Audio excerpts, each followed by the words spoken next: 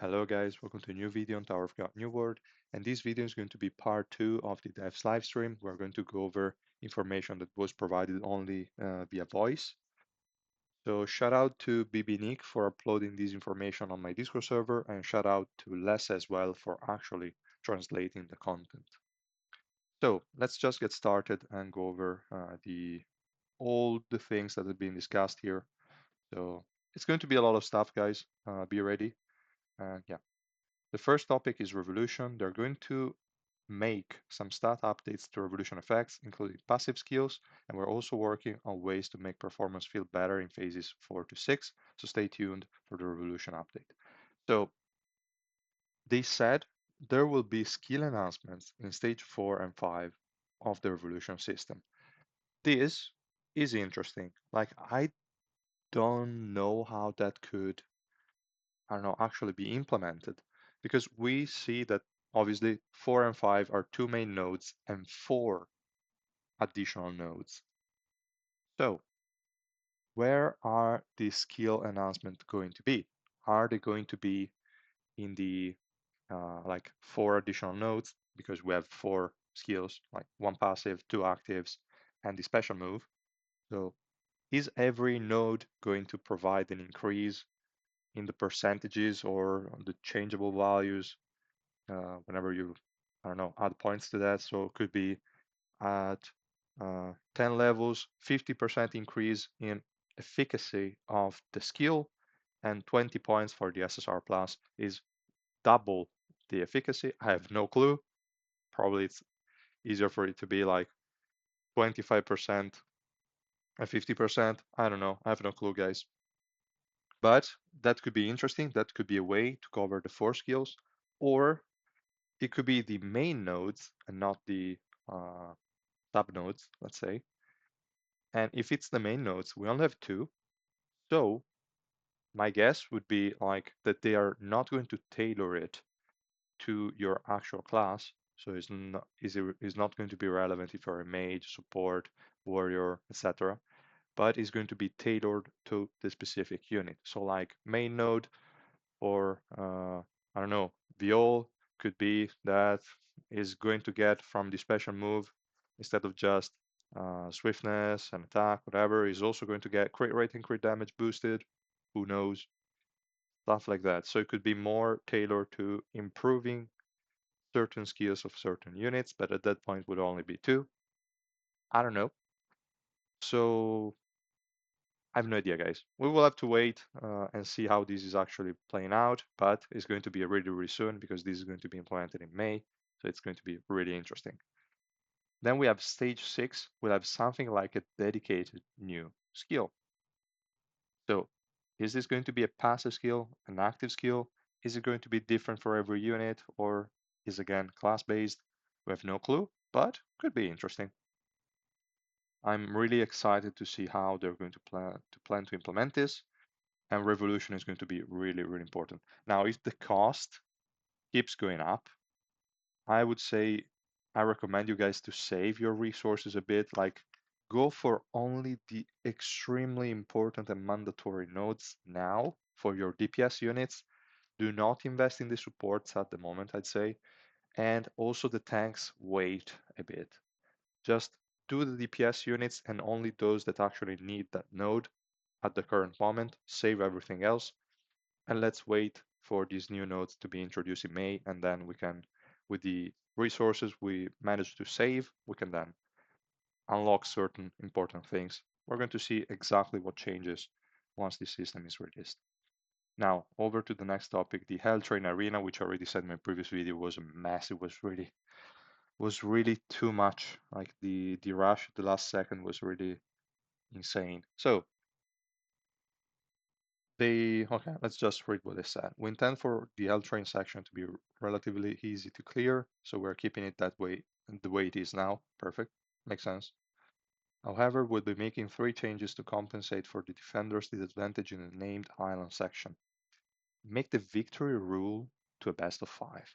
But the question is, isn't already like that? I mean, you have 5 teams, you win 3 out of 5, and you win. What does it mean exactly? That you're going to have to fight 5 times.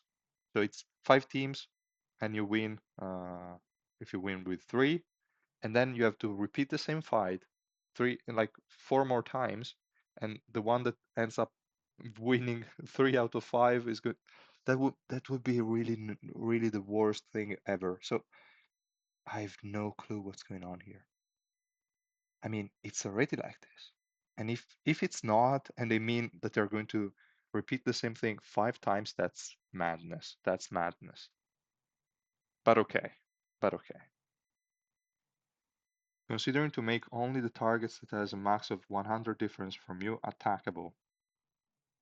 This makes total sense. It makes no sense that someone that is like 500 can challenge the first one. Makes no sense. So it's okay. Cool. We will improve the reward method based on the final ranking to make it more beneficial to stay at the top of the rankings for a long period of time with cumulative value of points earned per rank, similar to high rank arena. I think there is some mistranslation here. Like what I'm getting from this, like what I'm getting, not what I read, is that they are going to make it similar to Ranker Arena. So by the like similar to the way you can access the high ranker arena. So you need to basically be in the top 20 point wise to access high ranker arena in your server. So you get points whenever you are. I don't know if you get them all the time or only when you're in the top 100. I think top 100, but I do not remember. So you get points, and if your final points are within the top 20, you then access high ranker arena. So they're going to implement a point system in Hell Train Arena as well. So you are in the top 500 in the name islands, and you get points. Obviously, if you are the 500, if you are occupying the 500th island, then you're going to get a low amount of points. If you're first, you're going to get more points. Then you lose your position, someone else take your position, etc. They're going to get more points, you're going to get less points, etc. And after, when the event ends, the person with the most points is going to be first, not the person that's occupying the first place. If that makes sense, but yeah, that's basically how I think they're going to do it. This sentence is probably just translated weirdly, or I don't know what they said. I don't know. Then they talk about rewards in general, where we are going to gradually increase the amount of rewards for black market tickets through various events in the future. And again, this one is probably a weird translation, but to me, that means they're going to give us more ways to get black market tickets in events as well, which is really huge, really, really cool. And yeah, I like that. We'll try to increase coin supply by increasing the coins rewards in the loot system. Finally, it makes no sense that we're getting no coin increase. Like we're getting a ton of Link XP increase, a ton, no Shinsu increases, and we're also getting no coins whatsoever. It would really be great if they did that.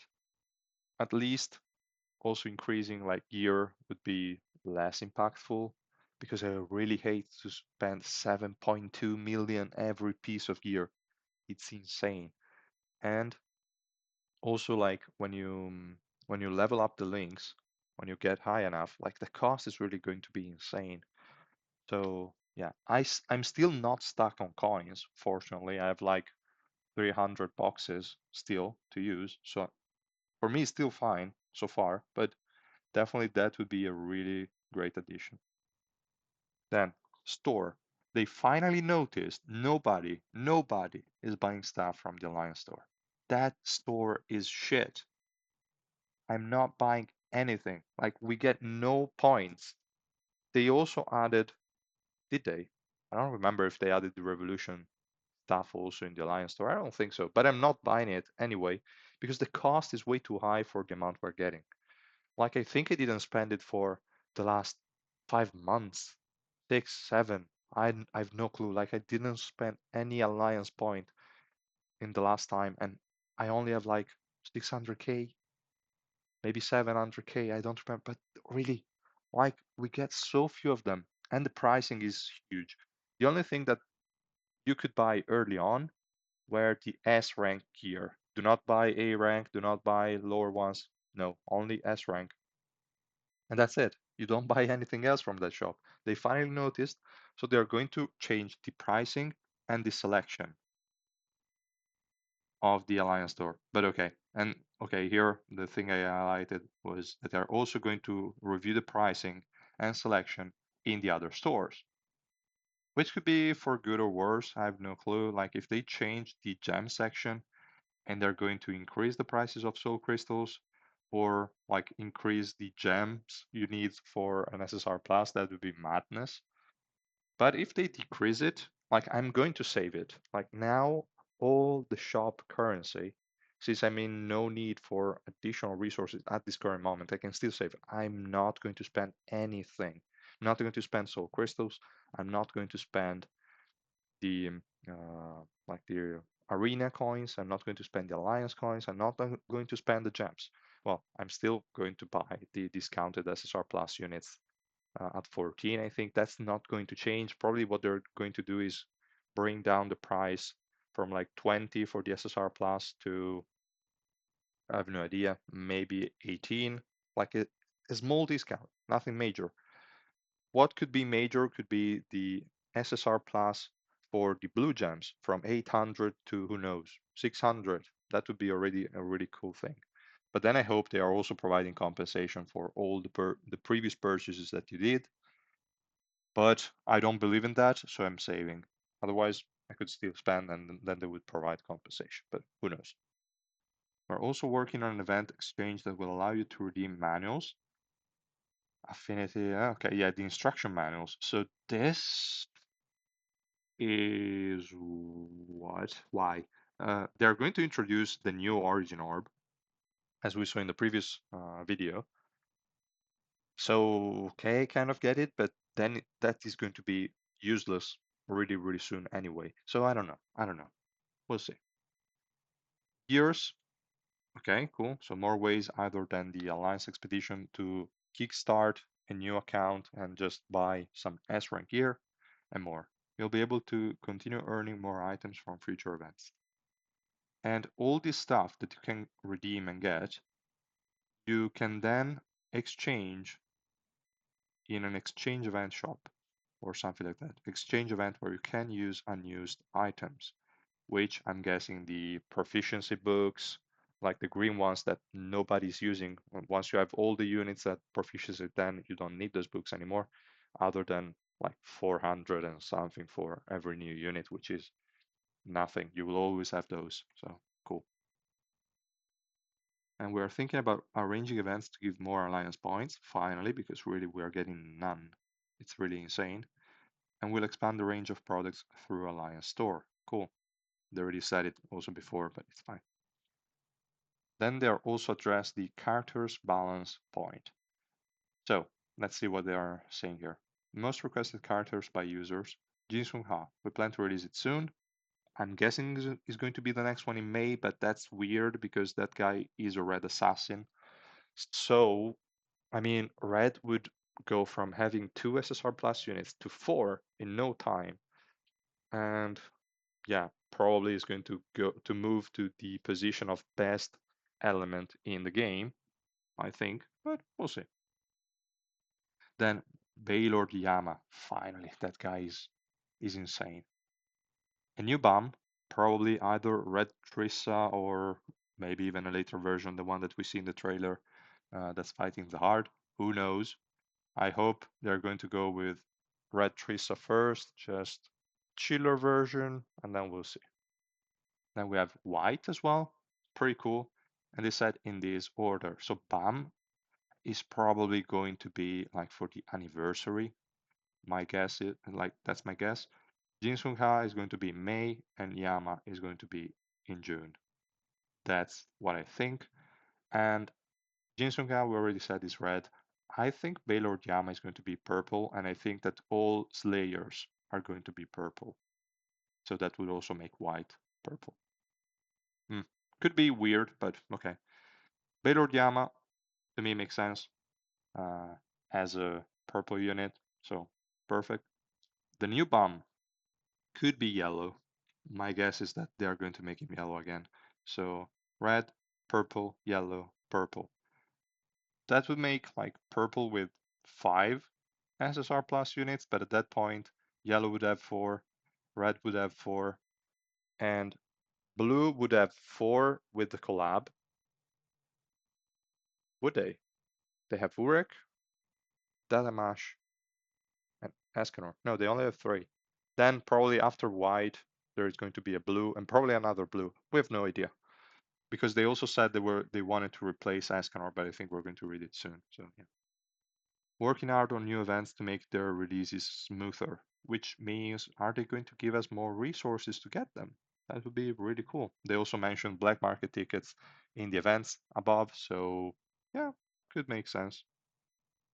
Some of my allies look like they need to be rebalanced. We're working on balance adjustments for characters you already own that will naturally complement the Revolution expansion. We're working on new characters that will maintain Rachel's value but allow those who don't have her to take advantage of her, as well as new bosses with different patterns. So they kind of dodged the question. I don't know. But basically, they will try to, instead of directly changing the kit, because that would have an impact also on the enemies you're going to face in adventure, they are going to like address it via systems. So they're going to, as we read above, they're going to make the revolution system interacts with the skills instead of directly buffing a unit, so that only yours is buffed and the enemy one will remain the same. That's, I guess, what I want to do. As a, I think it makes sense, but we need to see exactly how this revolution is going to play out. We want to make sure that more diverse characters can play across content. This is interesting because we saw some units like Cheonwa, the Yellow Knight. That guy is only used in bosses, and that's it. I never saw anyone using him in adventure. So I think they will try to make new units be viable in both bosses and adventure content and PvP. So all of it, which would make sense. I mean, it's difficult to have units excel and be used in every single content, but at least they could release more bosses that could be like not defeated with the usual highest attack damage, but with some tweaks and twists. Who knows? Could be interesting. Combat Planner. I'm thinking about making Kaiser, who is a ranged DPS character, so they confirmed it, the leaks are true, fulfill her, Rachel, role as well. But aside of new characters, I also want to make existing characters perform better on bosses with Revolution. Again, pretty interesting. We'll see. Yeah, there are more, but at least gives more details overall than the images. Okay.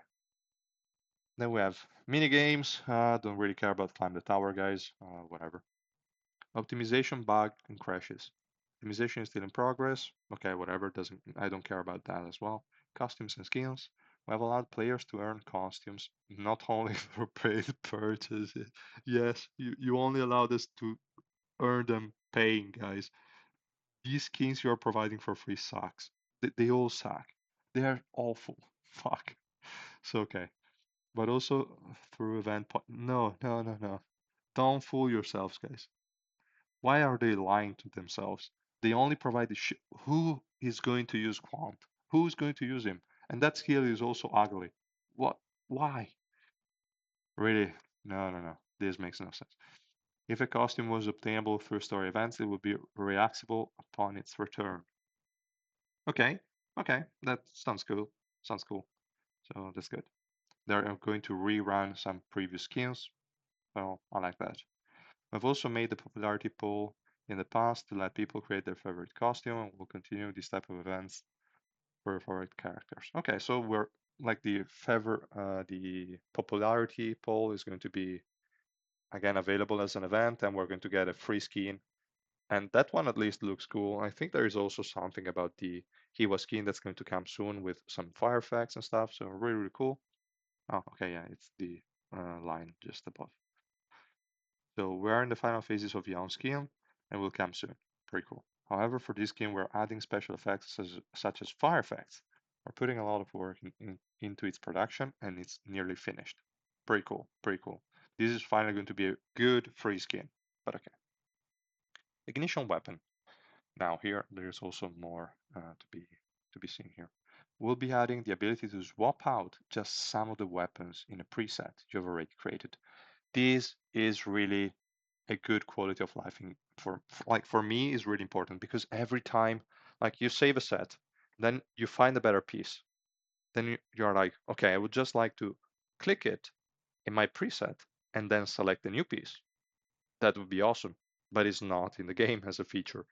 So you have to save a different one and delete the old one. And then if you want to move that set in the previous position, you just have to spam clicks. It's not really, it's really too stupid. So they're going to add the ability to just swap pieces. That's huge in my opinion. So I really, really appreciate it. They're also working on a UI improvement that will allow you to quickly reorder your presets. And that's also what I was talking about right now. Like this is really welcome. I really hate to be like spamming the arrow to move the set in the right order that I want. So I really like that. Appreciate it. They are currently considering making an option to give you the possibility of rerolling the substats of your ignition weapon, or to make the substat process separate of the upgrade process. We'll give you more information when specific information on schedule are confirmed. Finally. I mean, like I created a post now I think months ago on their forum or the suggestion forum for this exact thing. I asked them to provide a way to reroll at the very least one stat in the substats because I get it. It's not really that smart to provide people to be able to reroll every single stat. That would be really stupid. But just reroll one and you can only reroll the row that you selected. That's it. You cannot reroll the other three. That would be more than enough. And if they also said that they want to separate the substat process with the upgrade process, which means you're going to have the stats and then the upgrades will be treated differently. Like you will get, okay, this slot, like it will be like slots that we have also in maybe Trescent facility. You will have the 4 different slots and will be slot 1 is upgraded like 3 times, and 2 times was the lowest possible, 1 time was the highest possible. The base value was mid-high, let's say. And so whichever stat is there is going to get that increase based on obviously uh, the value of that stat. Like if it's going to be accuracy, it's going to be 3, 6, 9, 12 for the different possibilities. If it's like crit rate, it's going to be 1.5, 2.5, 3.5, 4.5. But okay, yeah, that would be really smart. And I think I would like that kind of system. I hope they're not going to make it possible to reroll all of them. I mean, from a player point of view, that would be dope. You can just create the piece you want. But from a longevity point of view of the game, I understand why they didn't want to implement this system. So I get it. And it makes sense. Like you want people to have to keep farming and have to aim for that perfect piece, but not be able to craft it themselves. That would be really, really stupid, and it would like you would get a lot of people with perfect ignition weapons immediately, and I don't think that's good either. They should find a good balance, and if they just implement the same system as Diablo, that was the one that I basically wrote in the post, just you reroll one stat and you lock that one. Diablo 3, by the way, because Diablo 4 I didn't play it, so I don't know. But okay, enough for this. Let's just move on to the next point about saving ignition weapons in PvP. Also, this one, I made a post on this as well. I don't know if it was the post or just the survey. I don't remember, but okay. To ask them, whenever you save a formation, I want the ignition weapons to be saved with them. But I said no, basically. So I don't know, weird. This is something that many of you have asked about, but we feel that weapons should be reflected in real time. Why? Why you feel that? Why? But okay. The same way that stats are reflected in real time, we honestly think that it would be absurd if only ignition weapons weren't real time. But what else is real time? I guess dupes. Like if you lock a unit, a 3 green, then you get some dupes of them and they get to 2 blue. If you had a snapshot, let's say, of your formation, that unit will still be 3 green. I mean, to me, that would be acceptable. Like I get dupes of a unit that I was using information and then go back and resave that formation. Something like that. I don't know. Just think it through, guys. Find a way, but really that would be super helpful. But okay. There is also an equity issue, as some regulars have been able to equip and train multiple characters with the same ignition weapons, so it's difficult to implement. What does it mean? Like, is this an issue that then whales are going to complain because they're like, oh yeah, I have an ignition weapon set for every single unit. Why the hell the other guys?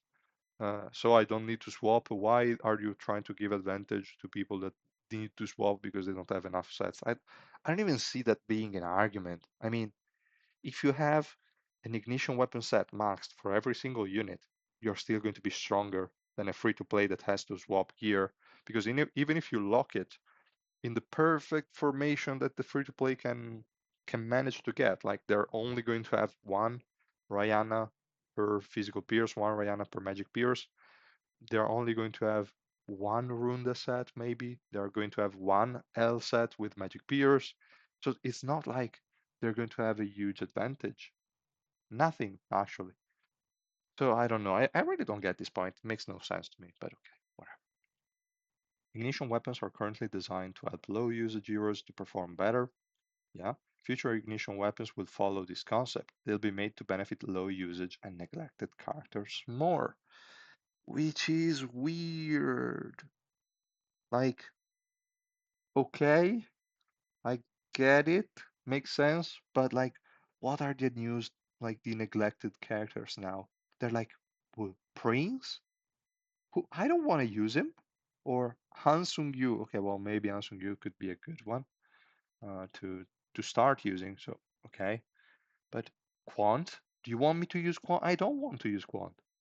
So I don't know. They should just make good ignition weapons that are beneficial to like a good subset of heroes, not just tailored like we had Upgrund. Other than the two side effect that was crit damage, okay. The four side effect can only be used by one unit. And maybe Kisei as well, but Kisei already had a better set. So why? Like if they make a quant set, that would be shit. Why? Why? But okay, we'll see. We'll see how this goes. We also have some pictures of the two ignition weapon sets. So we're going to look at those as well. But okay. Then we have more information. Again, guys, I think this video is getting way too long, but I'll keep going. I'll keep going because I'm talking way too much about every single point. But okay. Bosses. Effect resistance is here to stay for the time being based on balance. However, we will not increase it further. Thanks, because I don't want to start building affected pieces. I should, but I don't want to. So, okay. They're also going to add effect hit in the orbs. This is really interesting, guys. If they're also going to add effect resistance, that's going to be huge. So, really like that. But that means they are also going to start increasing it further and further in adventure as well. That is going to be nuts, but okay. Reduce the fatigue generated by constant retries for regulars. Really, really good. We have no plans to nerf Rachel to pursue. Well, I guess. Why would you nerf her? But okay. We'll continue to add more boss patterns to support a variety of that combination in PvE. Okay. New characters, new revolution, fine. Awakening Rock. Oh, finally, they are addressing this point. We have added him to bring fun, sure, and to make things a little bit more unexpected, sure, like for collabs. Okay. There was a lot of comments about why is there already 3 rock.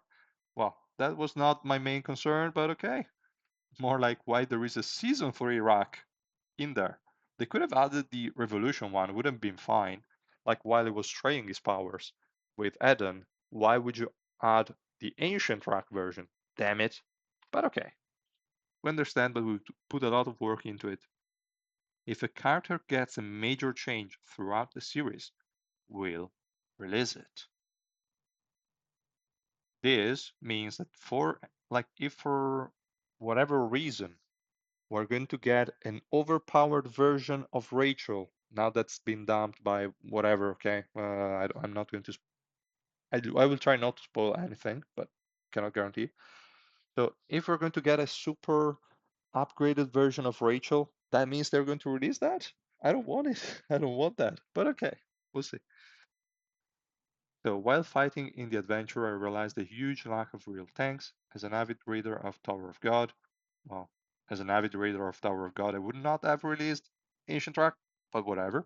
When I first saw Awaken Rock in the series, I was like, oh, that's it. We need him as a hardened tank like a rock. So I made the plan of releasing it. This makes no sense. Like, there are so many units. Like, Dumas. When I saw Dumas with his like armor, etc., I said, okay, this guy looks badass. This guy could be a good tank. Not Awaken Rock. I mean, okay. I mean, I guess everyone is different, but fine. Yes, I am satisfied with his performance as a tank, but I would have rather, I don't know, got Jin Sung Ha first. I don't know, whatever. He's already out. Not going to complain, but at least they kind of understood maybe the complaints. I have no idea. And at least the units that they showed to us make sense, in my opinion. So that's really good. Okay. So they also address the why he is already here. It's true that there are still a lot of characters to come before him. Sorry. Thanks. We reflect more about the lineup, and also they reminded these units are going to come out. In addition to the characters we've already planned, I consult the dev team to find a schedule for the characters you wish. Pretty cool. So yeah, let's hope for the best, guys. We'll see. About next characters. So here they're also going to give additional information on the units that are going to be released soon. So Jin Sung Ha. Our dev team put a lot of effort into him, also creating a special story for him. We're preparing cool scenes for his appearance. I don't care. Since it's a character that Ragros wants the most, and me too, I prepared him in a cool way. To briefly explain the skill set, Ryana is the ignition weapon that suits him really well. And he'll be an assassin. We already knew it from the leaks, but it's been confirmed. It's kind of funny that that guy is an assassin. Like, that guy is a fucking warrior. But okay, he's an assassin here. That's fine. He's a serial killer. Yes, but like doesn't mean that he's an assassin. I don't know, whatever. Maybe they have a different idea of assassins than the one I have in my mind, but okay. Once he has killed an opponent, he can kill others more easily. Skill reset? Could be. Internal test response is really good. You can look forward to him. So you're going to run Ryan on him, he's going to kill one unit, then he's going to kill another one, then it's going to kill another one, then it's going to kill another one. Okay, seems cool on paper, but it's probably going to be, he's going to kill one unit, maybe if you're lucky, he's going to kill the second one and then he dies. Unless they give him something like Data Machine that he has invincibility in his kit, at that point that would be really, really huge. I hope it's not going to be an invincibility like the one that Yuri has, the regular Yuri, because that's just her standing in place for 5 seconds. I don't want to see Jin Sunga standing in place for 5 seconds and doing nothing. So yeah, I just hope it's going to be like a no, well, probably 10 seconds invincibility is too much, but like 6 seconds invincibility whenever he kills an opponent, something like that, and then it also resets the skills so you can hopefully kill more. That would be dope. That would be dope, but who knows. Then we have Uraha. Tower of God has many idols-like characters. Ha Yura is one of them. A lot of effort has been put into the illustration too. Please appreciate it. Same for the ultimate skill. Okay. You've probably got yourself in that type of situation in adventure where you wished your characters would have used these skills just a bit later.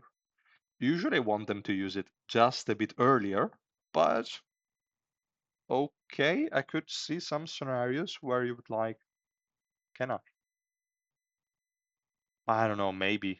Like Eviol, I would like it to use the special move just a bit later, maybe at times, because you have 10 seconds invincibility. I want him to use it when he's actually going to be in danger. That's true. And not just, oh, I'm using it immediately, which is also good because he's then going to wipe the whole enemy team in a second. But units are going to survive, like that Amashani, that annoying bit. So it would be good to just first cast the skills in his normal form, heal one unit maybe, and then cast the special move and cast that skill again because there is a skill reset in special move. So maybe Viol is the only case that comes to my mind, but if you have more, guys, also write them in the comments down below. So, okay. As a bonus, our ult is designed to save you using your strong carrier suitcase. Designed as the ultimate sub support. So, my guess could be that she's with her ultimate skill, she's going to like provide a buff to every unit, and whenever a unit takes fatal damage, so and that unit is going to die, she's going to go to him, put him in the carrier, go back to the initial position, and release him with some heals, stuff like that. That's what I'm picturing as a potential way to save units, stuff like that. So that would be pretty cool. We'll see. She could be a great buffer and a great support. Here, translation says sub support. My guess is that she's going to be played obviously with Rachel, obviously with Ghost as well at that point, because he's going to be used with Rachel, probably. Gustang could also be a good main support, so she's going to be the sub support. So those four, I think, make a good team, but we'll see. We'll see. Then we have information on Kaiser, a ruler of the Neyman station, whatever, blah blah blah. She has multiple weapons, sort of bows. Okay, weapons, and she can summon. She's going to summon the wolf. Finally, pretty cool. Okay, should be released this year. Okay, not really a lot of information, but okay. Lilo. The next character is Lopo B. Lilo. You probably have recognized, yeah, whatever. Pleasant character. Whatever. Okay, no information there. Then we have Mad Dog, because I have no idea guys how to pronounce his name, but okay. Uh, Known as the strongest of the irregulars. Flag member under Baylord Yama, pretty cool. It can summon, which is interesting. And no other information. Beta, just summon weapons. So a lot of summoning here, but okay. Very diverse character. So interesting. Garam. Oh, pretty cool, pretty cool. Urek Mazino's waifu is here, Garam. Princess of Zahard who lives on the floor of death. She's a really special character. Okay, they are going to make her sort of mysterious. I have no idea because we didn't see her fight. We only saw, yeah, the bell artifact, okay, but we didn't see anything else. So it's weird. I hope they're going to give her a conceal that she's going to be used with Upgrund because I cannot see an ignition weapon set used only on one unit. So yeah, we'll see. All of these characters will be released within the year. We'll try to add characters in this lineup that you mentioned during the survey. Okay, cool. Then the family call content that was in the Q1 roadmap was moved to the end of the year because that is also a growth system, growth content. So, okay, interesting. We're going to get an additional growth content end of the year. Okay. So, character release lineup, whatever, they said the same thing again. They said, okay, to get to the recent units, they're going to take 1 to 2 years, probably 2 to 3 years, but okay, man. If you say 1 to 2, fine. So they're still going to release new units if they're needed for the game's balance. At this point, I would say whatever. I'm not going to care too much about the release schedule. I'm fine with it. Just release cool units that the game needs, and it's fine. It's fine. New minigame, nobody cares, so thanks for skipping. Trial character is going to be only for SSR plus units, but it's a really good feature. I like it.